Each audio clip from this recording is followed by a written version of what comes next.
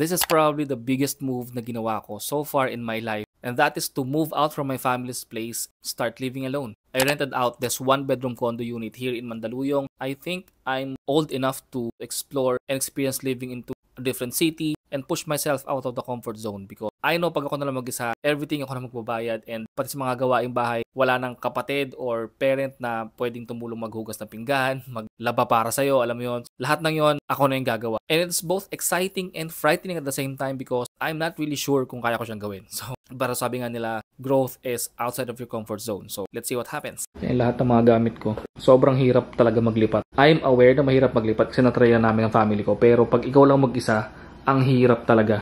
Ito actually yung pinaka mahirap na ilipat itong cabinet ko, itong glass cabinet ko ng perfume. Nagka-chip siya. Saan kaya ito nadali? Damn. Sobrang hirap talaga kasi ito actually guys, yung salamin ko, yung 4 feet kong salamin nabasag bago para nakarating dito. Sa bahay pa lang, nabasag na kagad. So, ang hirap pag may mga babasagin kang ililipat. Sobrang, di mo alam pa talaga magiging safe siya. Anyway, what's good about this unit is fully furnished na siya. So, lahat ng appliances kompleto. So, basically, gamit ko na talaga yung kailangan kong dalhin. May built-in cabinet na siya. May TV pa nga. Ito, dinala ko na lang itong mga to. This is a studio unit actually, pero may partition na siya na 1 bedroom. And I'll be going out kasi yung mga ibang essentials ko kailangan ko pang bilhin. Kagabi kumain lang ako sa labas, tapos bumili lang ako ng tubig, that's it. So, also guys, kaka-sold out lang ng Masquerade. However, I still have 6 liters of Masquerade right here. So, bala ko mag-restock via decants na lang kasi wala na akong bote.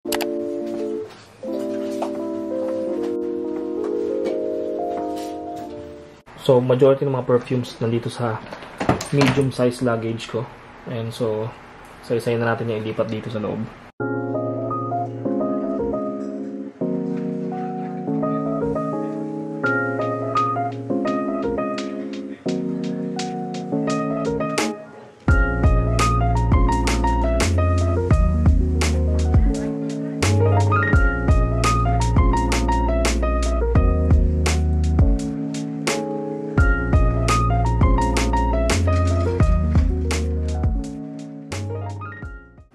So, kakatapos ko lang maglagay ng mga perfume sa cabinet. I'm not sure kung meron akong nawawala o masyado ko ba nasiksik yung ibang perfumes. Kasi may mga bakante pa oh.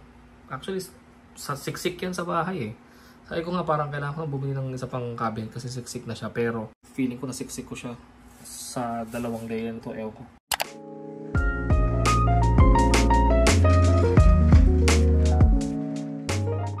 Share ko lang pala guys, if you have knitted or yung mga uso ngayon mga crochet na mga shirts, huwag nyo siyang ihang ng normal na paghahang like this kasi magkakaroon siya ng tinatawag na shoulder nipple. Okay, yun yung parang nakaangat dito. Okay, ako how I do it is I fold it in half, tapos kinukuha ko yung banda dito sa bandang kilikili, tapos kinutupi ko lang dyan.